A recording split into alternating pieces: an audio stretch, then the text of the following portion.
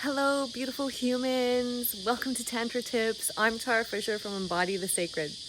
Today's topic is chemistry versus alchemy and what the heck is it? And I'm so excited to share this important topic with you because this can trip us up over and over in love again.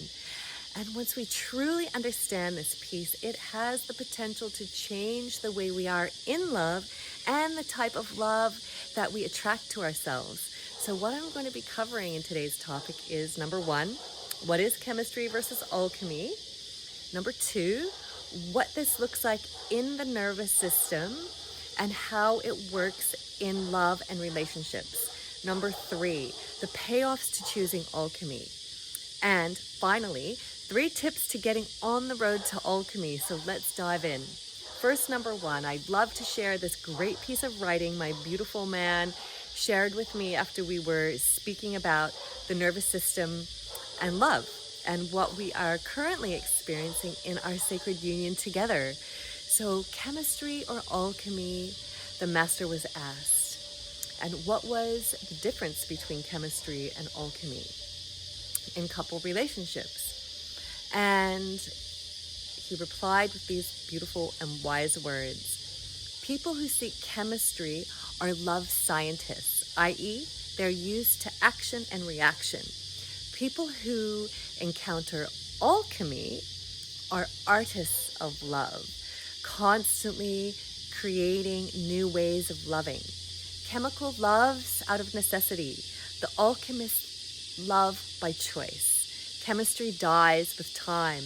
Alchemy is born through time. Chemistry loves the packaging, while alchemy enjoys the content. Chemistry happens. Alchemy builds itself. Everyone is looking for chemistry, only a few find alchemy. Chemistry attracts and distracts sexiness and feminist. Alchemy integrates male and female principle, so it transforms into a relationship of free individuals with their own wings, rather than an attraction that is subject to the whims of the ego. In conclusion, the master said, looking at his student, alchemy brings together what chemistry separates. Alchemy is royal marriage.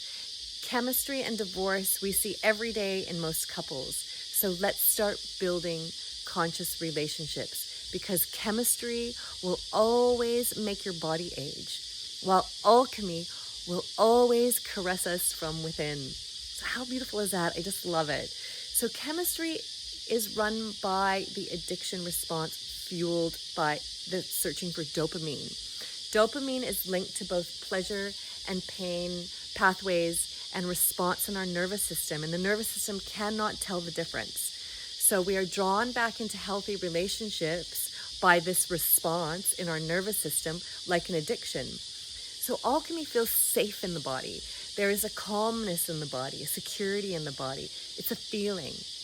You aren't playing the same games of survival anymore.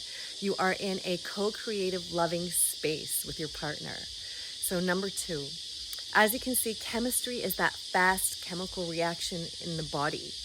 More often than not, the reaction is an active response in your nervous system, and it signifies danger.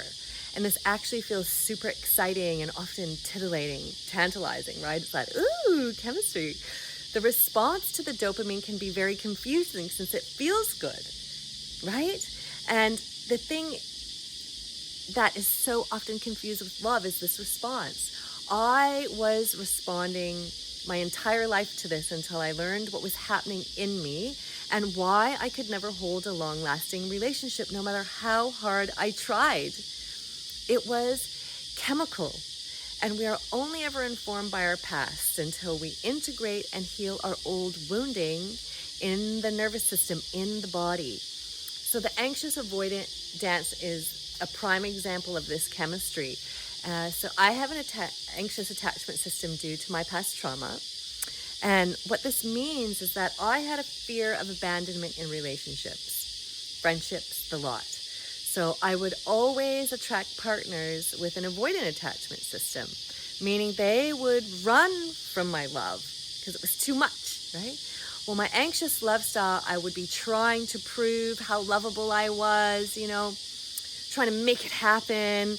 And this in turn would make my avoidant partners head for the hills. So avoidants have the same wounding. They just express it in completely the opposite way. They run. So, oh, what a dance this was, right? The sex was often amazing due to the chemistry, yet the rest of the relationship was fueled by this dangerous dance of our nervous systems freaking the fuck out, right? So I would confuse this reaction with love. It was surface level feelings brought up by my deep-seated fears, and there was no way out of this. Unless, of course, both parties are absolutely aware of their wounding and choose to work on it together in a super conscious way to become more secure and co-create alchemy together. Alchemy is a feeling of security where you're both interested in the content and you're both interested in working on the wounding that's there. That's love. It's a conscious co-creation. It has a sublime feeling of security and depth, even when it gets rocky, right? It saves time, and it also makes you feel safe. There's nothing to prove in this place. It loves the content of all of it. From this place, the growth is exponential, and the sex will tantra on fire, a slow burning fire that burns forever, and it keeps growing. So I say a big fat yes to this. Number 3, the payoffs of choosing alchemy. The payoffs are long love, a secure attachment system that creates a third force that is your union. Magic, it's pure magic. I'm not joking. Alchemy builds and gets richer with time. It helps you feel more confident out in the world, right? And it brings your gifts and creativity out into the world. It fills you from the depth of your being, your soul. It nourishes you and it heals you. You are in the becoming of your royal sovereign essence. It's playful, it's joyful, it's understanding and compassionate. It gives that space. Not always, yet you will return again and again deeper in love as you create alchemy together, igniting that healing alchemical fire within. So until I started to heal my nervous system, I was unable to attract a secure man. I kept getting the runners. So tips to getting on the road to alchemy. Tip number 1, I highly, highly recommend taking Diane Poole Heller's online attachment style quiz to find out your attachment style. Cognitive understanding is the first step. Know thyself, right? So tip number 2, if you are dating, give that person a chance who feels a bit boring. As in, your nervous system isn't freaking the fuck out. It looks like a calmness. It looks like, start to recognize when your body is super activated, on the other hand, or in a aroused state of fight or flight.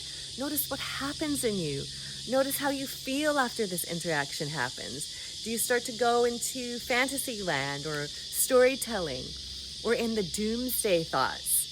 Just start to notice and catch these gremlins as they start to arise so you can learn how to work with them.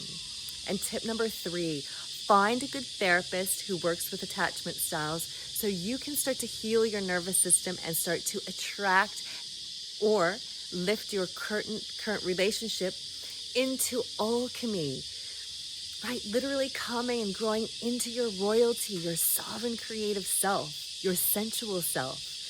Your nervous system cannot heal on its own. It needs to happen in the relational field, meaning it needs to happen with another, with a therapist or in a partnership, right? So I hope you've enjoyed today's episode. I've personally started to take a deep dive and study working with attachment styles, and it's been absolutely amazing and a game changer for myself and also my clients. So thank you so much for joining me. Remember, great change takes time. Be patient, be kind.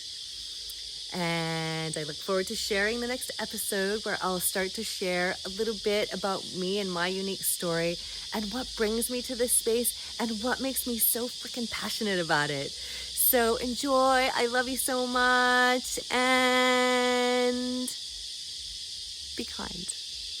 I love you.